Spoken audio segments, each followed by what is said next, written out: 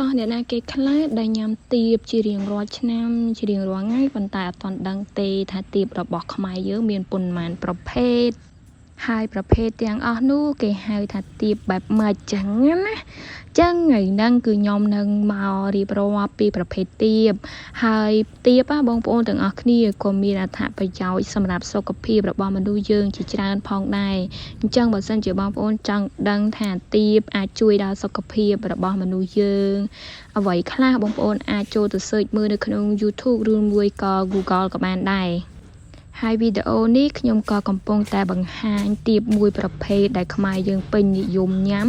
ហើយក៏ចូលចិត្តញ៉ាំផងដែរហើយសម្រាប់ខ្ញុំក៏ទើបតែដឹងដែរថាទៀបរបស់ខ្មែរយើងមានប៉ុន្មានប្រភេទហើយខ្ញុំក៏ជឿថាបងប្អូនខ្លះមួយចំនួនធំគឺអត់ទាន់ដឹងដូចគ្នាថាទៀបខ្មែរយើងមានប៉ុន្មានប្រភេទហើយកុំយកច្រឡំប្រភេទទៀបផ្សេងដែលធំមើលទៅស្អាតហ្នឹងជាទៀបរបស់ខ្មែរសោះអញ្ចឹងទៀបរបស់ខ្មែរយើងគឺចែកចេញជា3ប្រភេទ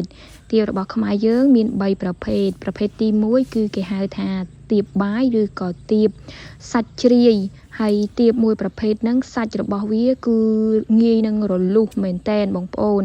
ហើយរសជាតិរបស់វាគឺផ្អែមធម្មតាដែរទេហើយប្រភេទទៀបទី2គឺជាទៀបដែលខ្ញុំកំពុងតែតាក់តែងមែកនិងស្រោបថងទៀបអីបែបហ្នឹងឯងបងប្អូននេះចាគឺជាទៀបស្វិតឬក៏គេហៅថាទៀបសាច់ស្វិត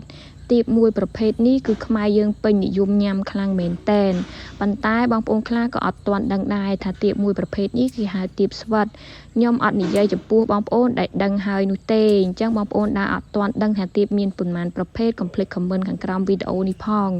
ហើយទៀបដែលខ្ញុំកំពុងតែតាក់តែងរៀបចំវានេះគឺទៀបស្វិតមានរសជាតិផ្អែមត្រជាក់ឈ្ងុយឆ្ងាញ់ខ្លាំងមែនតែនបងប្អូនសម្រាប់សម្បករបស់វាគឺរលោងសាច់របស់វាគឺស្វិតយកតែមែនតែនតែម្ដងហើយប្រភេទទៀបទី3នោះគឺគេហៅថាទៀបបន្លាឬក៏បងប្អូននិយមហៅថាទៀបបារាំងនឹងឯងទៀបមួយប្រភេទហ្នឹងទំហំផ្លែរបស់វាគឺធំខ្លាំងមែនតែនបងប្អូនហើយសាច់របស់វារាងស្វិតតិចហើយក៏ពណ៌សម្បុររបស់វាគឺសក្បុសតែម្ដងហើយរសជាតិរបស់វាគឺជូរអែមបងប្អូនអាចយកទៅធ្វើបង្អែមក៏បានឬក៏យកទៅធ្វើជាទឹកផ្លែឈើក៏បានដែរហើយទៀបដែលខ្ញុំដាំរាល់ថ្ងៃនេះគឺមានតែមួយប្រភេទទេគឺទៀបស្វិតបងប្អូនទាំងអស់គ្នាដែលខ្ញុំតែងតែលក់ឲ្យបងប្អូនទាំងអស់គ្នាយកទៅញ៉ាំជារៀងរាល់ឆ្នាំនឹងឯងហើយសម្រាប់ទៀបដើមជួរខាងនេះគឺផ្លែសិតតែ grade A តែម្ដងបងប្អូនគ្រាន់តែថាទៀបនេះអាចនឹងប្រមូលផលក្រោយគេហើយបើសិនជាកុំឲ្យតែរាំង